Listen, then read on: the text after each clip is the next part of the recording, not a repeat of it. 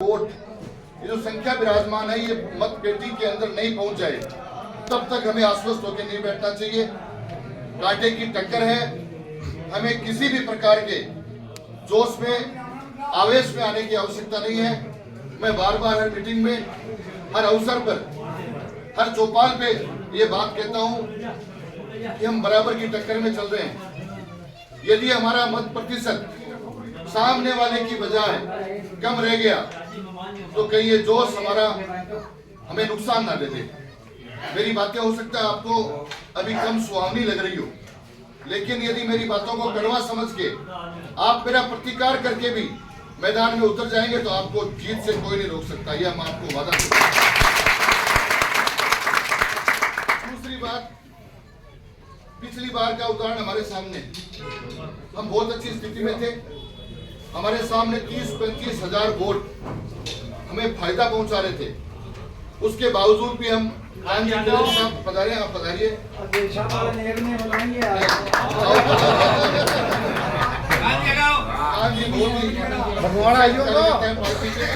हमारे किसान मोर्चा के मंडल अध्यक्ष भी हैं। विराजी आपका स्वागत है, अभिनंदन।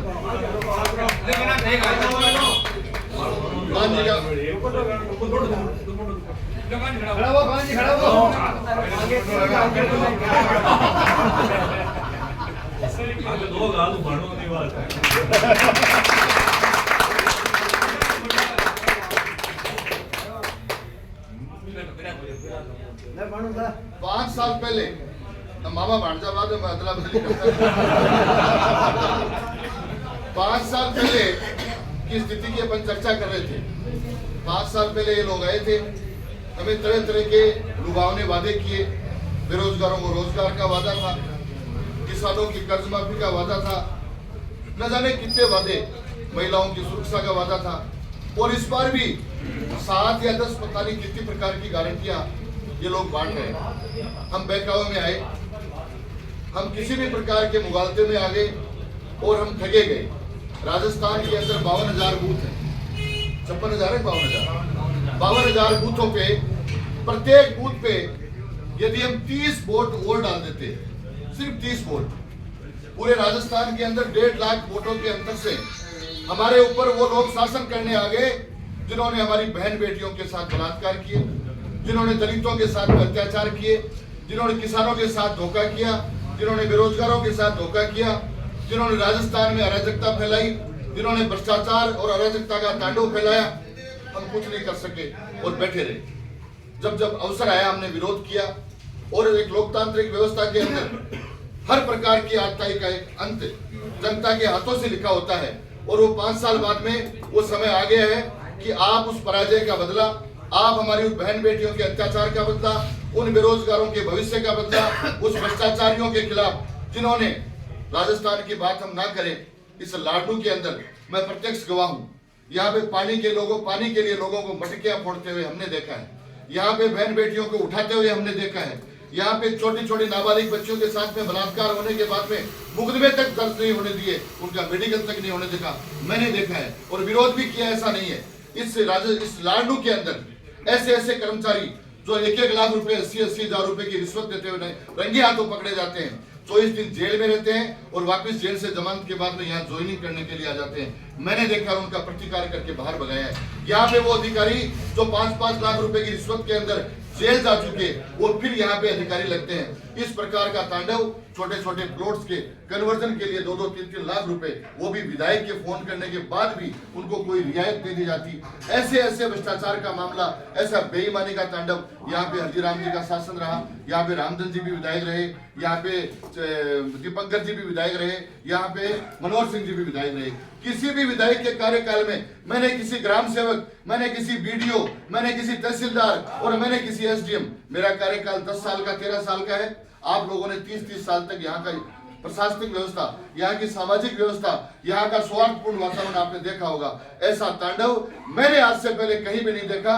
मैं यहाँ नहीं था तो कहीं ना कहीं तो था, 50 साल की उम्र हो गई, लेकिन इस प्रकार का कुशासन, ऐसा भ्रष्टाचार और ऐसी बेईमानी सरकार कि मैंने जो व्यवस्थाएं देखी है वो मैंने कहीं नहीं देखी। आप इस बात के प्रत्यक्ष गवाह है। इसलिए मैं आपको बार बार कह रहा हूँ, सामने वाला बहुत भाग रहा है, बहुत मजबूत है और हमें अपने आप को बहुत ज्यादा मजबूत समझकर थाले नहीं बैठना है, एक एक बूथ के ऊपर, एक एक पन्ने के ऊपर काम करना है। हमारी एक व्यवस्था है, जो पार्टी की व्यवस्था है, हम उस पे पूरी तरह से काम नहीं कर पाए, लेकिन उस पे ज्यादा काम करने की आवश्यकता नहीं है। एक बूथ पे यदि 10 व्यक्ति लग जाए और 100 वोट अपने कब्जे में लेकर उन वोटों की निगरानी जब तक वो मतपेटी में नहीं पड़ता हो, तब तक उस वोट की निगरानी को यदि हम नजरअंदाज नहीं करें तो आपको जीतने से कोई नहीं रोक सकता। ये मैं आपको वचन देता हूँ। हमारे पन्ना प्रमुख नहीं बनेंगे, लेकिन हमारे एक एक कार्यकर्ताओं का दायित्व बनता है। मैं ये बातें इसलिए बता रहा हूँ कि आज एक तरह से चुनावी चौपाल है, हमारे कार्यालय का उद्घाटन हो रहा है, तो यहाँ पे ये बातें हम कोई अन्यथा कोई भाषणबाजी नहीं कर रहे, हम वही बात कर रहे हैं जो हमें विजयश्री दिला सकती है। इसलिए मेरी बातों को कि ये ज्यादा बोल रहा है, लंबा बोल रहा है, तो ये लंबा छोटा जो भी आप समझें, लेकिन मैं आपको वो बातें बता रहा हूँ जो हमारे लिए महत्वपूर्ण साबित होने वाली है। समय बहुत कम है, एक एक पन्ने को, एक एक पन्ना नहीं तो 2-2 पन्नों को अपने हाथ में लीजिए। एक पन्ने में 30 वोट होते हैं, दूसरे पन्ने में 60, एक पन्ने में 60 हो गए, 30 और 30 60। एक एक व्यक्ति जितने हम कार्यकर्ता निमी के अंदर विराजमान है, यदि एक एक पन्ने को अपने कब्जे में लेते हैं, 6 या 7 बूथ है, 7 बूथों पे अपनी कमर कस लीजिए, अपनी फील्डिंग को बिछा लीजिए। आने वाले बरगलाने के लिए फिर आएंगे, कई प्रकार के प्रेशर आएंगे, लेकिन शांतिपूर्ण तरीके से मेहनत इतनी खामोशी से करिए कि सफलता शोर मचा दे। आपको ज्यादा आवाज देने की, हल्ला गुल्ला करने की आवश्यकता नहीं है। जरूरी है कि ईमानदारी से अपने काम के प्रति ईमानदारी, अपनी पार्टी के प्रति ईमानदारी, अपने नेता के प्रति ईमानदारी और अपनी सोच के प्रति ईमानदारी से यदि आप काम करेंगे तो मैं आपको इस मंच के, इस कार्यालय के माध्यम से बताना चाहता हूँ कि आपको जीतने से कोई नहीं रोक सकता। अदरवाइज यदि इन बातों पे आप और कॉन्फिडेंट होकर, आप अति उत्साहित और बहुत ज्यादा आशावादी होकर यदि बैठ गए तो परिणाम गलत आ सकते हैं। इस बात के लिए मैं आपको आगाह करने आया हूं। आपने मुझे बुलाया, आपने बहुत बहुत मेरा स्वागत किया। वैसे भी आता हूं तो लाड प्यार आप देते रहते हो।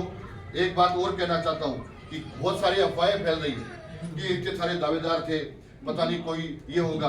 हमारे मन में हम दावेदार तब तक थे जब तक कि करणी सिंह जी को टिकट नहीं मिल गई। एक प्रजातांत्रिक व्यवस्था के अंदर टिकट मांगना कोई बुरी बात नहीं है, और मैं तो सौभाग्य समझता हूं यदि लाडनू के अंदर 10-12 दावेदार थे तो एक एक दावेदार का कर्तव्य बनता है कि वो अपने कार्यकर्ताओं को इस विजयश्री को हासिल करने के अंदर लगाएं। तो 14 लोगों की 14 टीमें यदि लग जाए तो आपको जीतने से कौन रोक सकता है। किसी भी प्रकार के मुकाबले में आके मत सोचना कि कोई दावेदार जो था आज हमारे साथ नहीं लगा हुआ है। सारे के सारे ईमानदारी से लगे हुए हैं, और नहीं लगे हुए हैं तो मैं हाथ जोड़ के निवेदन करता हूं कि लग जाए। ये जीत करणी सिंह की नहीं है।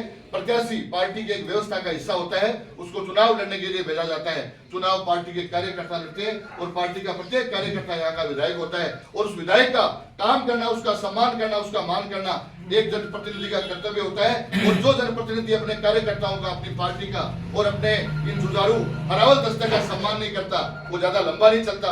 इसलिए मैं अपने आप को करणी सिंह का प्रतिनिधि मान के मैं आपसे वचन देता हूं कि इस कार्यकाल के अंदर आपके मान में, आपके सम्मान में, आपके किसी भी प्रकार के काम में कोई बाधा आएगी, उसके लिए राजेंद्र सिंह ढोलिया जिम्मेदार है।